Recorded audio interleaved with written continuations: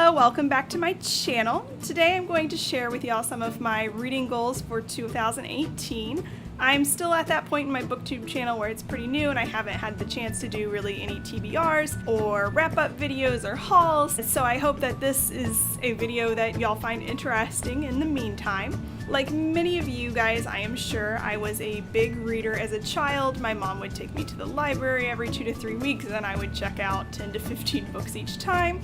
It is a little ridiculous thinking back on it. I could not read that much now if I tried, and I really don't know how I was managing to do it then. Everything changed a little bit when I went to college. I was spending a lot of energy on my classes. I was doing a lot of reading that was required. I didn't have access to a library that had a lot of fiction available, and I really stopped reading at the rate that I had up until that point. In addition, when I was reading, I was rereading the same handful of books over and over again. I read a lot of Tamora Pierce. I could probably recite some of her books from memory. The Percy Jackson series, The Blue Sword by Robin McKinley, which I mentioned in my 5 favorite books of all time. It was honestly getting a little ridiculous. When I went to grad school, it got even worse. I was reading more than ever. I was watching reality TV show whenever I wasn't reading because I was so brain dead, and I just wasn't really branching out.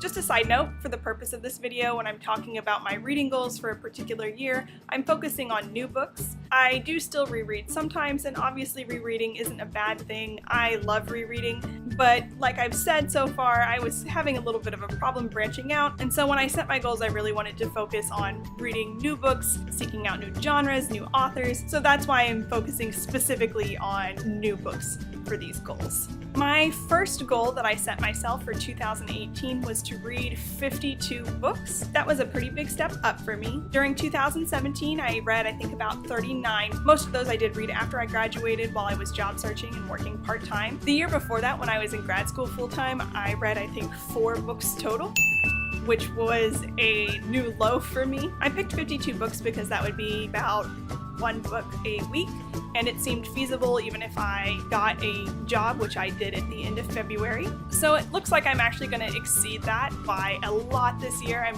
pretty excited. I was reading at a slower pace, particularly the first few months that I started my job, but this summer I have read a lot of books. I attribute that to spending a lot of time out by our apartment pool with a book, and that's been really great.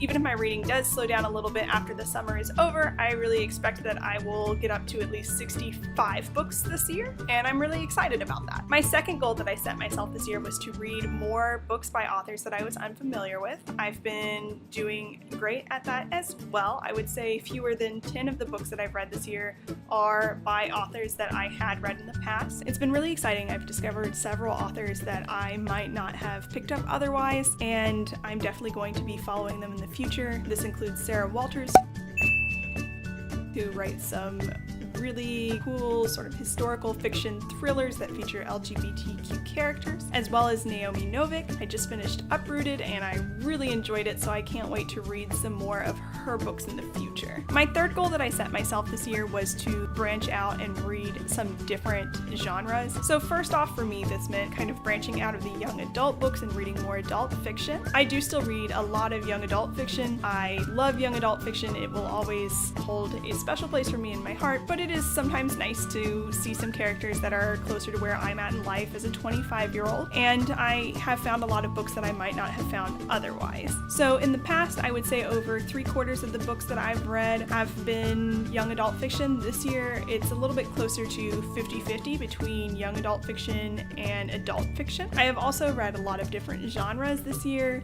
In the past, I was primarily reading fantasy.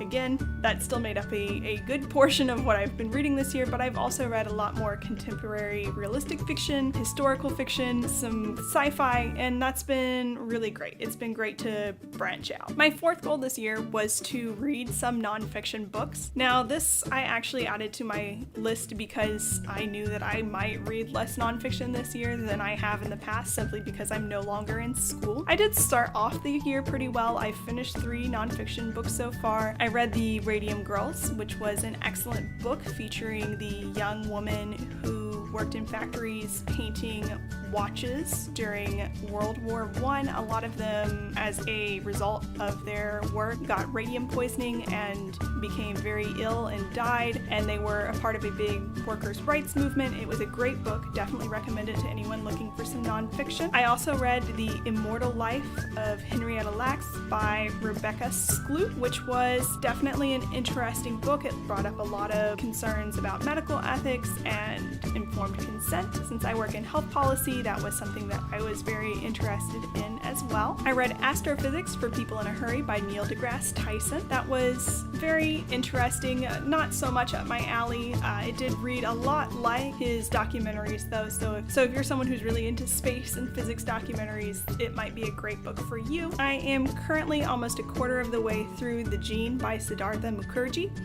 This is a very interesting book. It's actually a book that I picked up when I started my job because my job has a lot to deal with genetics and biomedicine, and I was interested in a book that would sort of be a primer on that. Unfortunately, I was learning from my job a little bit faster than I could get through this book. It's quite thick. I think it's almost 600 pages, but he is a great writer. The fact that I haven't finished this yet is not a reflection on this book at all. It's really just, again, in my new job, I'm doing a lot of reading on this topic already, and it makes it kind of hard to come home and read from this as well. But I do hope to get through it by the end of the year and maybe pick up his other book, The Emperor of All Maladies, which is a book on the history of cancer and cancer treatments, and which I have heard is excellent as well. My fifth goal that I set for myself this year was to write reviews of the books that I read. That has been a little bit of a mixed bag. I started off the year very well. I was doing a lot of reviews on Goodreads, and it sort of tapered off. I don't actually like writing about books a lot just because I have difficulty doing it in an organized manner. But now that I'm starting this Booktube channel, I guess you could say that I will be reviewing quite a few books. So hopefully I'll be on the right track again by the end of the year. My final goal that I set myself this year was to read more books with LGBTQ characters in them. It's honestly sad how few of these books that I have read in the past. I have read some books that were specifically coming out stories. Some of them were among my favorite contemporary romance books growing up, but I didn't have the chance to read a lot of other genres that included LGBT characters. I didn't get like a lot of historical fiction or fantasy books that included these characters. So that was really a goal this year, and I think I'm doing pretty well on that. Almost half of the books that I've read this year have either an LGBTQ main character or an LGBTQ side character that is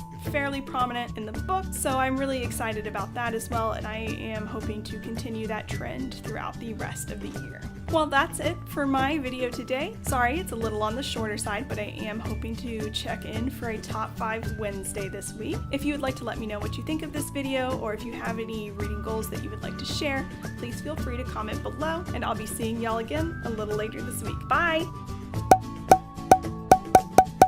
So that is a pretty good percentage, I think. So that's 6 out of 47. That's, yeah, 1 in 7, I think.